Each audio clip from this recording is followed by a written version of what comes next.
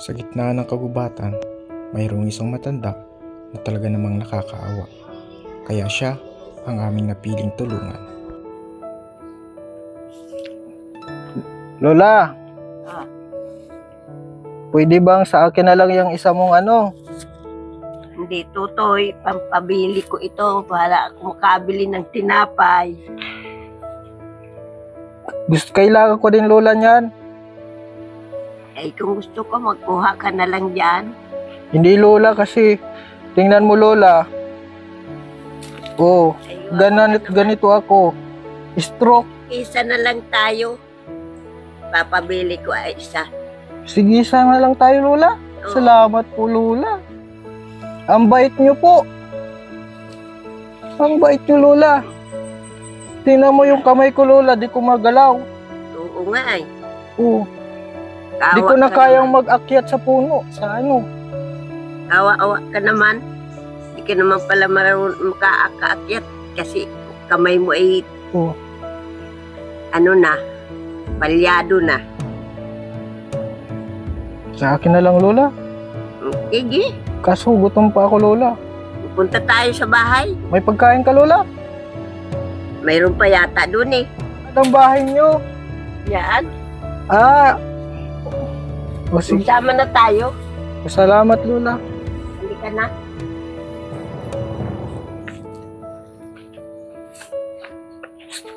Lola, Ha? huwag mong bilisan. Dahan-dahan na nga ang lakad ko eh. Tingnan mo Lola yung ko, nakadikit na bagay ito. Oh, Walang magawa. pati ulo ko nakagano na Lola oh. Ang tingin ko Lola sa daan, tagilid na. Yun ang kaya ng buhay. Sino ang kasama mo? Ha? Wala Lola, wala. Eh di nag-iisa ka pa rin.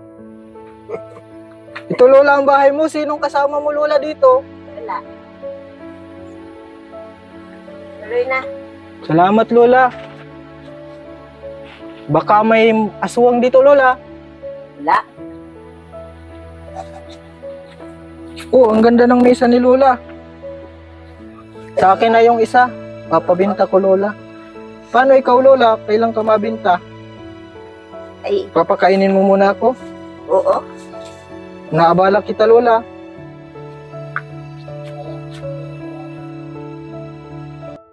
Sa pagkakataong ito, hindi ako makapaniwala. Kahit ngayon lang kami nagkita ni Lola, gayon na lamang ang pag-asikaso niya sa akin.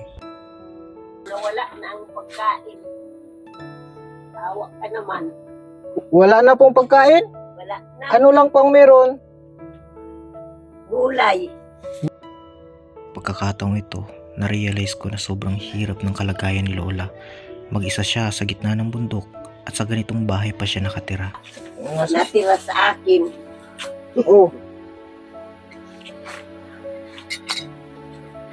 Sino ka po? Lola, nakikita mo ako? Hindi po ako tunay na na kulubi, na taong uling. Lalagay ko po ito, microphone. Lola, pumasa ka po Lola sa namin, sa test namin. Ay, ano ka pala? Ano po ako? Santa Claus. Namimigay po ako ng biyaya. Ha? Bakit kita Lola bibigyan ngayon ng biyaya? Kasi binigay mo yung isang nyug mo.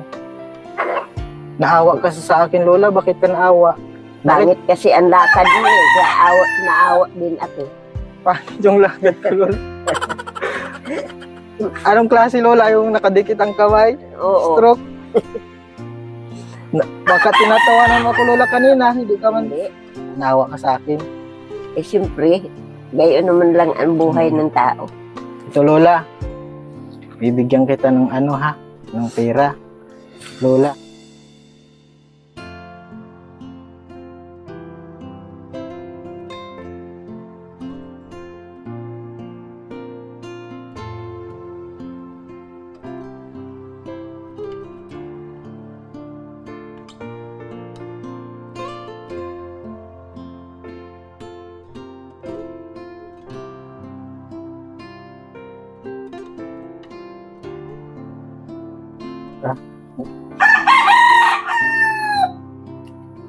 O Lola, bakit parang naiiyak ka Lola?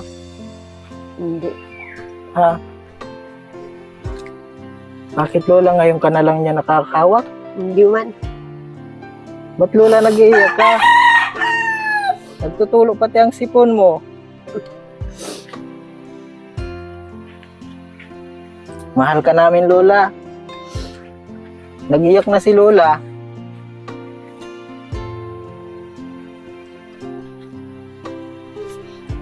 Maraming Ano? salamat sa inyo.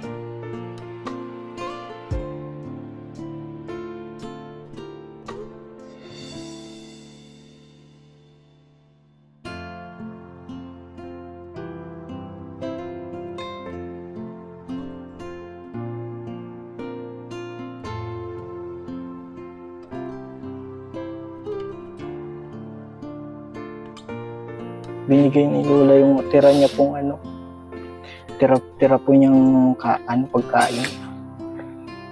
Lola, meron pong Team Kalingap na handang magtulong sa mga kagaya niyo po na mabait. Kahit po magkano lang ito Lola? 5 piso. 5 piso ang isa. Pero binigay niyo pa po. Kaya isa din kayo dyan, Lola. At bakit Lola mag-isa ka lang dito? At delikado po ito, bundok po ito. Naging emosyonal ka Lola. Hindi naman. Ano gusto mo Lola? Dadalawin ka namin lagi dito? Oo, pwede naman. Ano na lang Lola ang mo dito, ginagawa? Ano ako dito na tanim-tanim ako doon sa alaya.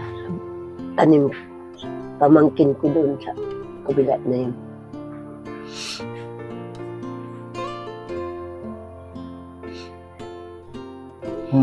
Tapos natanim-tanim ka Lola. Natanim-tanim ka Lola. Ano mga tinatanim niyo po? Kamote. Kamuting kahoy. Yan ang tanim ko. Tsaka Lola, naghanga ako sa'yo kasi binigyan mo ako ng pagkain. Yun lang ang nandyan na tira ko. Pagdating nitong aso ko kasi may kanin pa akong tira. Pinakain ko dyan, nalimutan ko pala na ipakain ko dyan. Nakapakain mo po. Di paano yan Lola? Ito na lang ang pagkain mo. Na akong tinapay. Ito Lola. Ito yung pabili mong tinapay. Anong paborito mong tinapay? Paborito kong tinapay ay mamon. Mamon. Mga bilog na gano'n.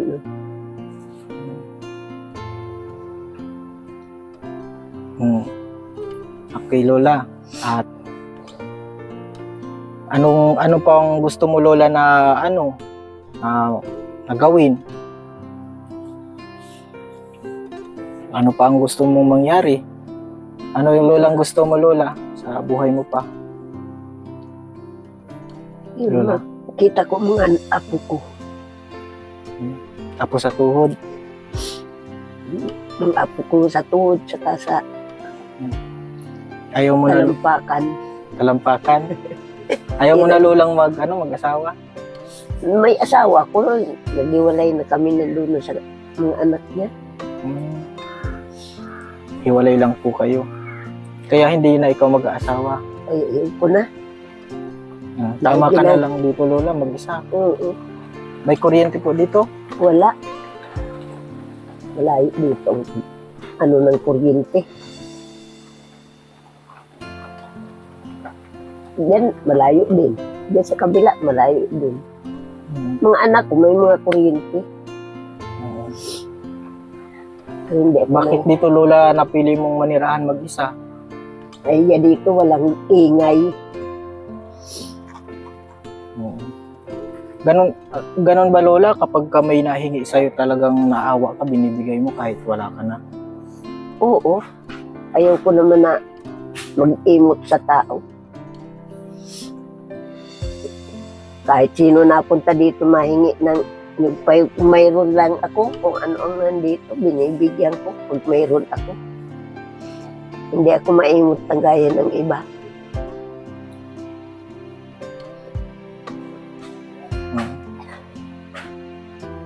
Mahirap kasi mag-imot ka sa tao.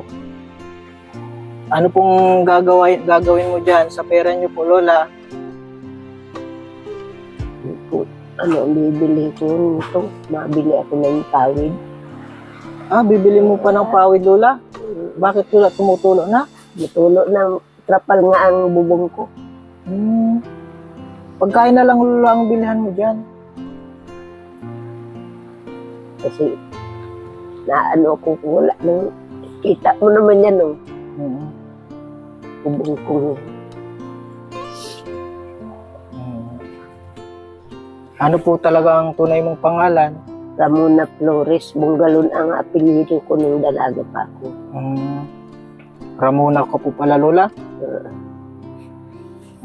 Ramona. Si Lola Ramona po pala ito. Yan, at kahit matanda na si Lola, maganda naman. Maganda ang kalooban. Pati ang panlabas ninyo, Lola. Mahirap kasi ano ka sa kapwa. Nung makita mo ako, Lola, anong naisip mo? Paglapit ko sa yung ganun ako. Naawa ako. Naawa ka? Nakakaawa. Yung kasi ganoon ang tayo. Kahit hindi mo baga kaano-ano ba. Hindi ka natawa, Lola? Hindi. Lakad mo? Hindi ako natawa kahit anong nakikita kung masama ang tayo. Hindi ako natawa. Bakit, Lola? Kasi masama yun.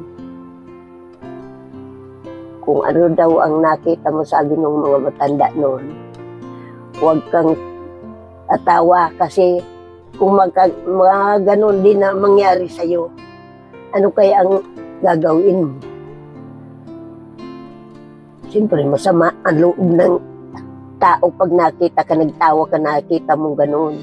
Sasabihin, tinatawanan pa, alam ng ganoon na nga ang tayo ko, tatawanan pa ako. Lola, nung kapanahonan niyo po, ano pong trabaho niyo? Ay, noon, malakas pa ako magtrabaho na. Trabaho sa Maynila, trabaho ko Batangas. Magaling ka mag-Tagalog, Lola. Pag salita kong Tagalog, Tagalog ka na rin. Trabaho kasi ko sa ano, Batangas. Ano, matagal ako sa Batangas. Opo. Simulang mag-ano ako noon, bata pa ako. 13 anyos ako, nagpasok na ako ng trabaho sa Maynila. Anong trabaho po yun, Lola? Sa loob ng bahay, maglinis ng bahay, yung mag-alaga ng bata, yun, yung trabaho ko noon. Mura pa ang sweldo ko noon, 35 pesos lang. Sweldo, sa buwan. Isang buwan, 35 pesos.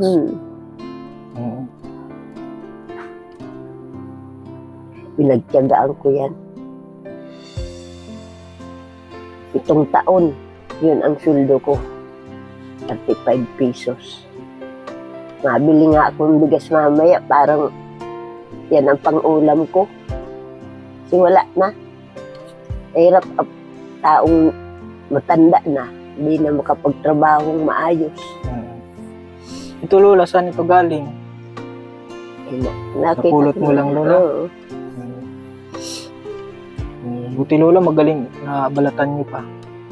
Nakakapagbalat pa man ako yan. Doon sa Maynila, Lola, doon ka na nakaasawa. Hindi taga rito ang asawa ko, mga Flores. Ay ako taga Camarines Sur ako. Ako na lang ang buhay sa mga 13 namin magkapatid. Ako na lang ang buhay. Ikaw na lang, Lola. Tapos dito, mag-isa ka pa, Lola. Naluto ka pa, Lola. Oo. Ikaw ang nagluto nito? Tali ko sa animan.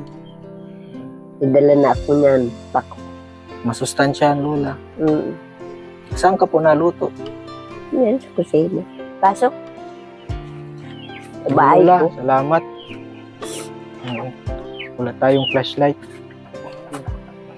Madilim pa ang bahay ko. Pasok na. Madilim na po. Madilim itong bahay ko. Lola, natuluyan na ata ako, Lola. Ganito.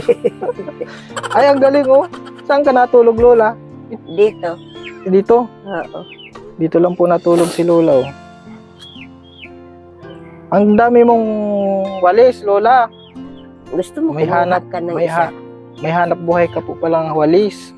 Oo. Oo, magkano po ang isa nito na bibili? 25. Galing po ni Lola, oh. Magbibinta siya ng walis. Nasaan ang ano mo, Lola? Ang mesa mo. Ito, Ayan. Nakaralagay na yan. may puga. Dito po naluto si Lola. Tapos dito ang mesa. Yan po mga kalingap. At yung bahay ni Lola. Diba na? Ang Nagiba na, Lola? kita mo yan, oh. Hindi man niya gayaan. Nandyan ang saging sa babaw. Pumatak. Nung maghangin. Oh, si Lola, mag-isa lang po dito.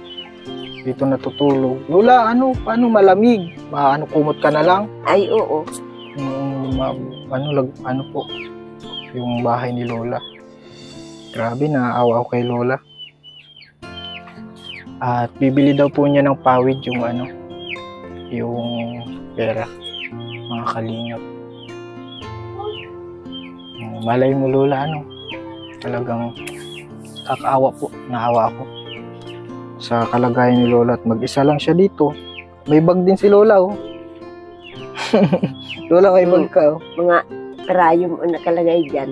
Kuro karayong. Yan. Yan, mga lalagyan ko yan ng pantahi sa mga damit ko. Grabe mga kalingap yung bahay ni Lola. Ako lang nga nagawa nito. Lola, ikaw lang. Kaya mo pa. Oo, ako lang ang Ngayon, kaya mo pa. Hindi na. mahirap na yata. Hirap na. Matagal na ito. Sobra na itong 5 taon. Bahay ko ito. Kita mo naman. Nasira-sira na. Gawa ng hangin. Bagsakan pa ng saging. Nandiyan sa babaw. Doon. Naigitot tigas-tigas akahoy. Ayun, matagal na yun kusina ko. Paano yung Lola kung makikitulog ako dito? Pwede naman yun. Saan ako matutulog, Lola? Ay di dyan ka, dito ako. Dito ka. Oo. Ano na dito, Lola, eh. Tulo na dito. Hindi pa yan natulog dyan kasi Dito. Grabe po talaga si Lola, mga kalingap. Ito yung pwesto niya, mga kalingap. Kapag nakitulog daw ako, dito daw ako. At lilipat siya dito sa tambakan niya ng mga gamit. Ang bait mo talaga, Lola.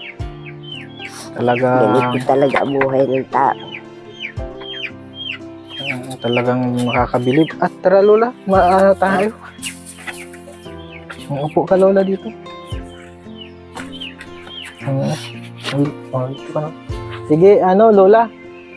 At Lola.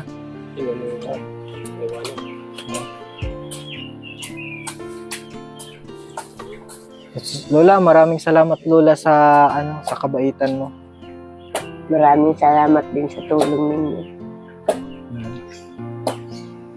At na din kami, Lola.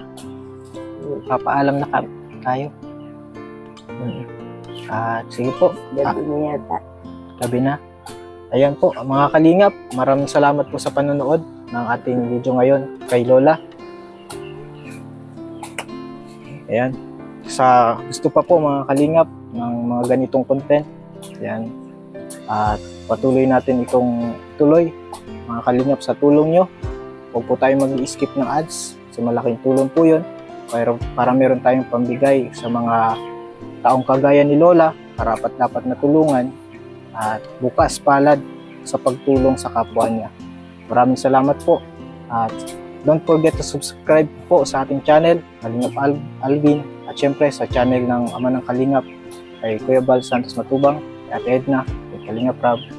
At syempre sa miss ko din po mga Kalingap, maraming salamat po. And God bless po sa inyong lahat.